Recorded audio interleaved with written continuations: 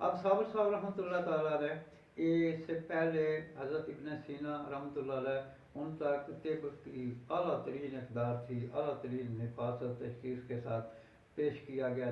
جب مسلمانوں کے زوال کا دور آیا، سقوط بغداد کے بعد سے جیسے جیسے شروع ہوا، تو انہوں نے اپنے فن کو، اپنے طب کو رائج کرنے کے لیے، اس کے اندر ذوق پیدا کرنے کے لیے طرح طرح کی اس کی شروعات شروع کی، جس کے نتیجے میں ہوا کیا، آہستہ آہستہ پہلے انہوں نے اپنی غذائیں لائے، جیسے کہ ان کے دو علامے ادھر آئے، لارڈ میکلے اور لارڈ ہیمفرے اور لارڈ ڈلہوزی۔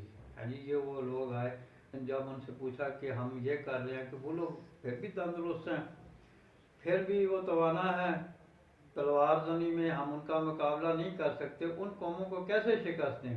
تو انہوں نے یہ کہا تھا فوڈ اینڈ ہیلتھ، ان کی غذا اور ان کی صحت، یعنی ایجوکیشن اینڈ ہیلتھ، ان کی تعلیم اور صحت کو قابو کر لو، تو جس قوم کی تعلیم اور صحت آپ لوگوں کے ہاتھ میں ہوگی، پکے ہوئے پھل کی طرح تمہاری جھولی میں گریں گی۔ آئیے دیکھ لیں، آج سے پہلے جب ہمارا طریقہ علاج تھا، فطری طریقہ علاج تھا کہ جناب اس فطرت کے قریب تھے، امراض کم تھیں، تھوڑی سی چیز کھانے سے انسان توانا ہو جاتا تھا، یا اپنے آپ کو فطری طریقہ کے قریب کرنے کے لیے جو بھی طریقہ کار اختیار کرتا ہے، جس میں مطلب آپ دیکھیں وہ جیسے مشہور اطباء انہوں نے لکھا، جب ہو غذا معدے پہ شاکہ کر لو ایک دن کا فاقہ، جب ہو طبیعت پہ گرانی پی لو سونف اور ادرک کا پانی۔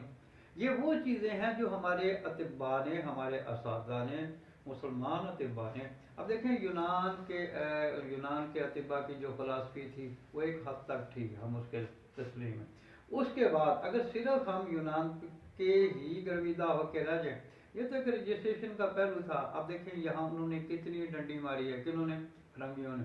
انہوں نے کیا کیا؟ اسلام کا دور کاٹ دیا، اور اسلام سے وابستہ جو بھی چیزیں تھیں، اب دیکھیں نا، ایک رات میں مختلف، آج بھی علماء اکرام اس چیز کو بیان کرتے ہیں کہ طب فرنگی تعلیمات جب آئی ہیں، اس سے پہلے کیا ہوا؟ انہوں نے اپنی تعلیمات کو رائج کرنے کے لیے ایک ماحول، یعنی ادھر سے کچھ افراد لے کر گئے، ان کو مطلب رہائش بھی دی، سارا کچھ دیا، ان پہ انویسٹمنٹ کی، ان کو تعلیم، ڈگریاں دی، ایوارڈ دی فری میں، پھر ان کو بھیجا ادھر، ان سے اپنے سکول بنوائے، ان سے اپنے کالجز بنوائے، جیسے سر سید احمد ہے۔